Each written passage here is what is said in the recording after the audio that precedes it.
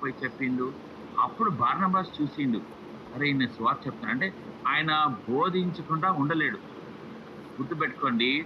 బోధ మనం చేయడం, పరిచర్య చేయడం కేవలం సమాజంలో కాదు. అంటే కేవలం మందిరంలో కాదు. బయట దేవుడు ఏం చేస్తున్నాడు మత్తయి సువార్త 28 అధ్యాయంలో గో అండ్ ప్రీచ్ గాస్పెల్. మీరు ప్రపంచమంతా ఎళ్లి సువార్త చెప్పండి. అంటే ప్రపంచమంతా మనకొక ప్లాట్‌ఫార్మ్. అరే! నాకు మందిరంలో నాకు బోధ చేయడానికి నాకు ఛాన్స్ ఇస్తలేరా అని మనం ఎప్పుడూ పౌలుతోటి మనం నేర్చుకోవాల్సినది.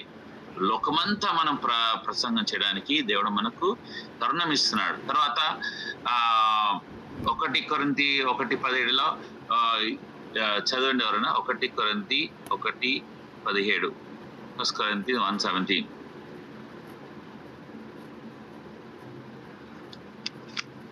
బాప్తీసం ఇచ్చుటకు క్రీస్తు నన్ను పంపలేదు కానీ క్రీస్తు యొక్క విలువ వ్యర్థము కాకుండానట్లు వాక్చాతుర్యము లేకుండా సువార్త ప్రకటించుటకే ఆయన నన్ను పంపెను. సువార్త ప్రకటించడానికే, వేరే ఏమి పని కాదు. బాప్తిజం నన్ను పంపలేదు ప్రభు. గుర్తుపెట్టుకోండి, ప్రభు అందరినీ పంపిస్తున్నాడు ఎక్కడికి? సువార్త చెప్పడానికి. తర్వాత రోమా 10:14. రోమా 10:14.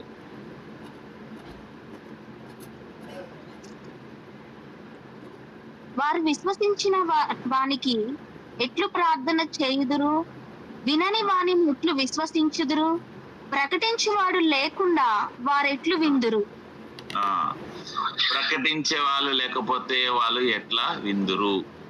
ఇప్పుడు మనం ఇండియా మ్యాప్ చూస్తే నార్త్ ఈస్ట్ ఒక స్టేట్స్ లో 7 స్టేట్స్ ఉన్నాయి.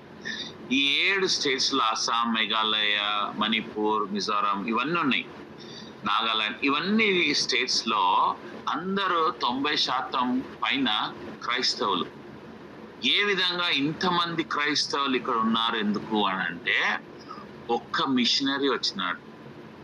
ఆ చైనా నుంచి ఎక్కడి నుంచి అక్కడ వచ్చినాడు. ఒక్క మిషనరీ వచ్చి 7 స్టేట్స్ ని మార్చేసినాడు. గుర్తుపెట్టిన, ఒకవేళ ఆ మిషనరీ రాకుండా ఉంటే ఏ విధంగా ఇక్కడ సువార్త చెప్పబడుతుంది? చెప్పబడదు.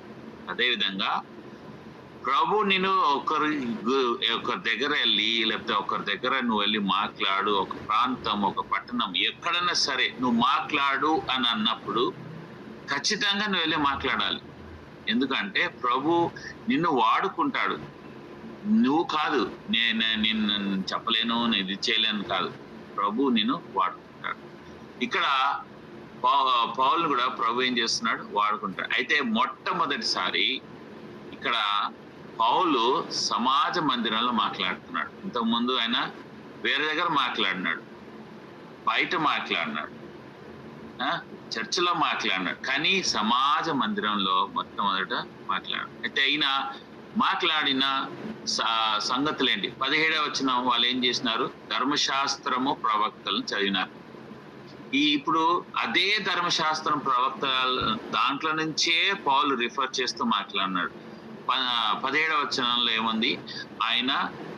ఆయన రిమైండ్ చేస్తున్నాడు వాళ్ళందరికీ, మీ ధర్మశాస్త్రంలో రాయబడి ఉంది కాబట్టి దాని ప్రకారం.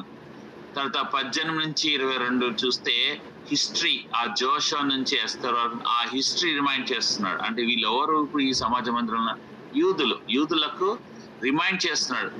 ఆ ధర్మశాస్త్రం ఇవ్వబడింది. ఎవరు ఇచ్చినారు? ప్రభు ఇచ్చినాడు. ఎవరికి? మోషేకి. సో అక్కడి నుంచి మొదలు పెడుతూ తర్వాత ఏ విధంగా హిస్టరీలో ప్రభు అనేక సార్లు కాపాడినాడు అవన్నీ రిమైండ్ చేస్తూ 35వ వచనంలో ఆ కీర్తనల నుంచి పౌలు మాట్లాడుతుంది. ఏ కీర్తన ఆయన వాడినంటే కీర్తనలు 16:10.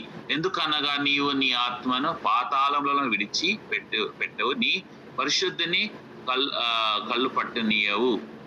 సో పౌలు ఏం చేస్తున్నాడు? కొత్త బోధ వీళ్ళకేం తీసుకొస్తలేడు, రిమైండ్ చేస్తున్నాడు. ఏం రిమైండ్ చేస్తున్నాడు?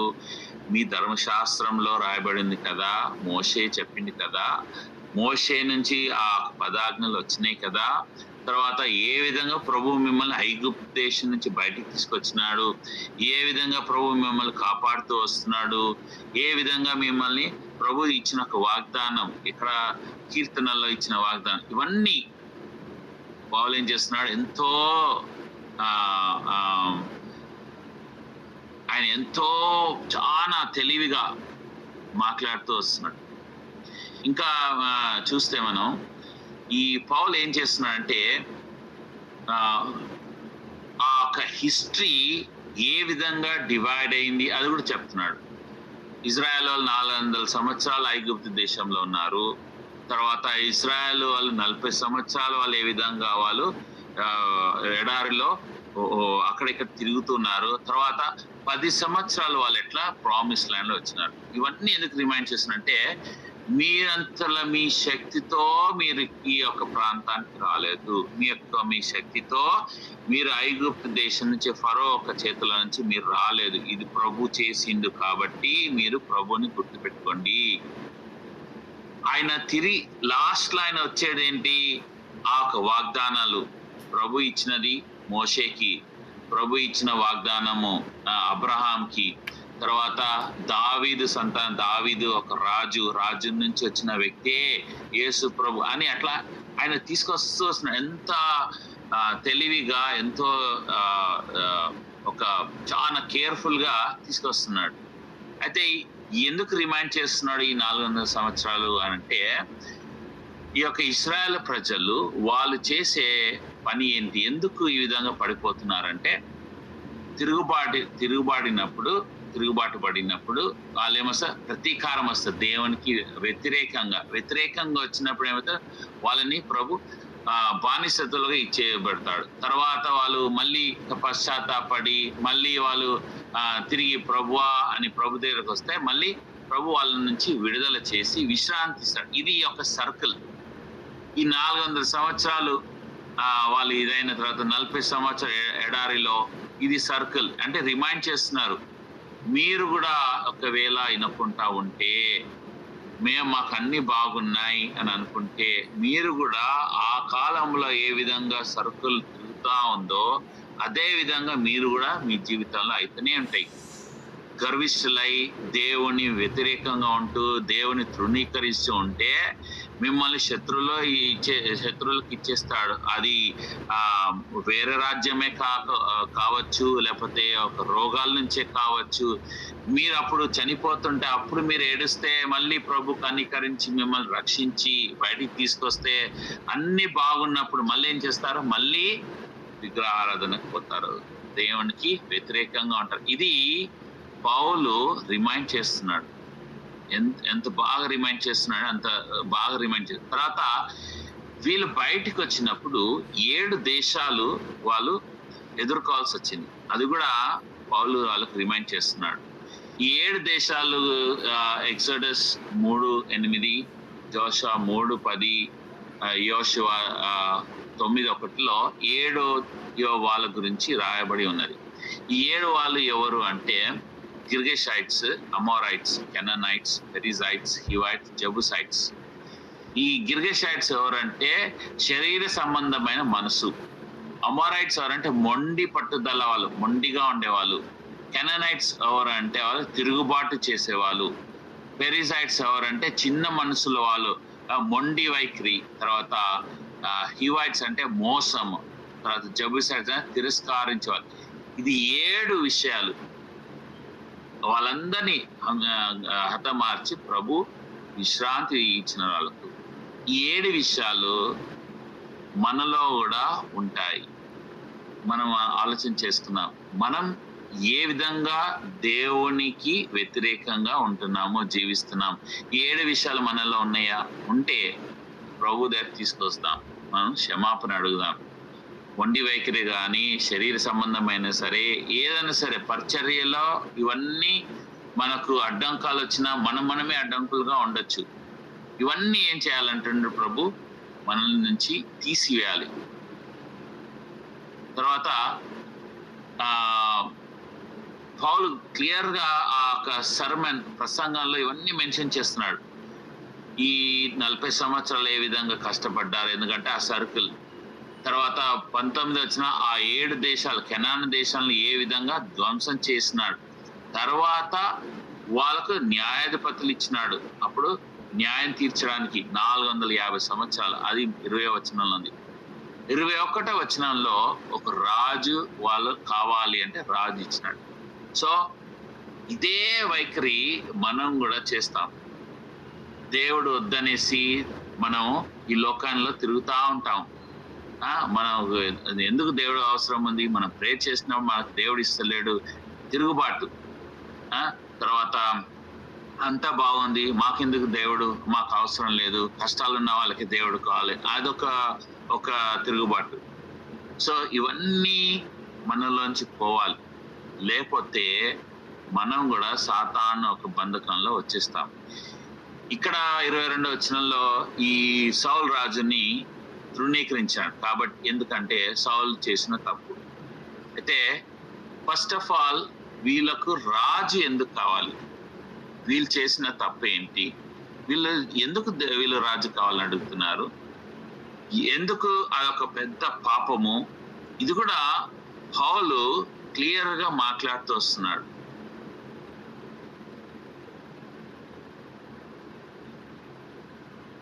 ఈ తృణీకరించుట, దేవుడు మాకొద్దు అనేది ఒక చేతబడి దాని కింద వస్తుంది. తృణీకరించడం. మాకు దేవుడు ఏమంటాడు? నేను దేవుణ్ణి, నేను మిమ్మల్ని ఐగుప్తు దేశాన్ని తీసుకొచ్చినాను, నేను ఆ ఒక 10 ప్లేగ్స్ నుంచి వాళ్ళ 10 విగ్రహాల నుంచి, ఐగుప్తు విగ్రహాల నుంచి మిమ్మల్ని విడుదల చేసి తీసుకొచ్చినాను. నేను దేవుణ్ణి, నేను మిమ్మల్ని కాపాడుతున్నాను. 7 దేశాలు ఎంత బలమైన దేశం, వాళ్ళని హతమార్చి మీకు ఆ స్థలం ఇచ్చినాను. మిమ్మల్ని 450 సంవత్సరాలు ఒక న్యాయాధిపతులు ఇచ్చినాను. అయినా మీరు ఏం చేస్తున్నారు? తిరుగుబాటు పడి మాకు నువ్వొద్దు దేవా, నువ్వు మాకు రాజుగా వద్దు, మాకు ఒక రాజు కావాలి అని వాళ్ళు అడిగినారు. మొట్టమొదటిసారి వాళ్ళు ఏమన్నారు? మాకు రాజు కావాలి. అది 1 సామెయలు 9వ అధ్యాయం 1 నుంచి 2లో ఉంది. తర్వాత ఇక్కడ 1 సామెయలు 8వ అధ్యాయం 10వ వచనంలో 7-8లో ఏముందంటే సమయలు చాలా బాధపడతాడు. వీళ్ళు మాకు రాజు కావాలన్నప్పుడు ప్రభు అంటాడు, వాళ్ళు నిన్ను తృణీకరించలేదు, నన్ను తృణీకరించినారు. అంటే మేమే ఏలుకుంటాం, మాకు అన్ని తెలుసు, మాకు అవసరం లేదు. ఇది ఒక వైఖరి. దీనివల్ల ఏమొస్తుందంటే ఇది సేది చెప్పుట, అంటే ఒక విచ్ క్రాఫ్ట్. ఈ దేవునికి వ్యతిరేకంగా స్టబర్న్ గా ఉంటే ఇది ఒక విచ్ క్రాఫ్ట్. ఇది చాలా ఘోరమైన పాపం. దేవా నువ్వు మా జీవితాన్ని ఏలొద్దు, మేము చూసుకుంటాం, మాకు అన్ని తెలుసు, మాకు చర్చ్ ఉంది, మా వాళ్ళు ఉన్నారు. దీనివల్ల వచ్చే ఒక నష్టం అంతా ఇంత కాదు. దేవుడు ఏం చేసినాడు? సరే, ఇక ఈ రాజు మీరైతే కోరుకుంటున్నారో ఆ రాజు ఆయన తప్పు చేస్తే మీరందరికీ ఆ శిక్ష వస్తుంది. సౌలు రాజు ఏం చేసినాడు? తప్పు చేసినాడు, యాజకులను చంపినారు. నేనే నాకు మించింది ఎవరు లేను. ఒక దెయ్యాల్ని ఉండే ఒక పాతాళం నుంచి సోది చెప్పే వాళ్ళ దగ్గరికి వెళ్ళినాడు. ఎంత నష్టం తీసుకొచ్చాడు, దేశం అందరికీ శిక్ష వచ్చింది. మనం ఇక్కడ ఆపేద్దాం, మనం పరీక్షించుకుందాం. మనం ఏ విధంగా తప్పిపోతున్నాం, ఏ విషయాల్లో తప్పిపోతున్నాం, ప్రభుని మన జీవితాలు వెళ్ళడానికి మనం అనుమతిస్తున్నామా లేదా? మొట్టమొదట యోహాను పారిపోయినాడు, ఆయనకు పిలుపు లేదు. నీకు పిలుపు ఉందా? పిలుపు ప్రకారంగా నువ్వు వెళ్ళి సేవ చేస్తున్నావా?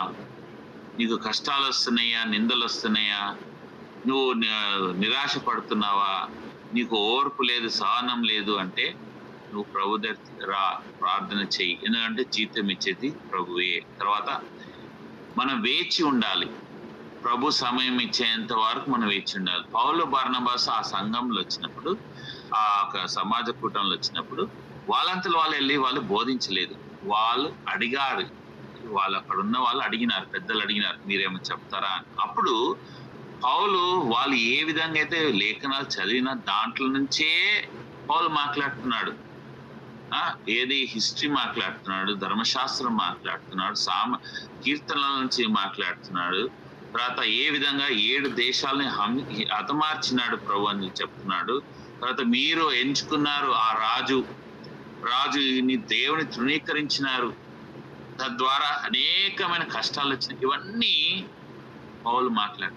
మనం కూడా ఎక్కడెక్కడ మనం పడిపోయినాం, మనలో ఒక 7 ఉన్న దేశాలకి కపటము, లేకపోతే మోసము, తర్వాత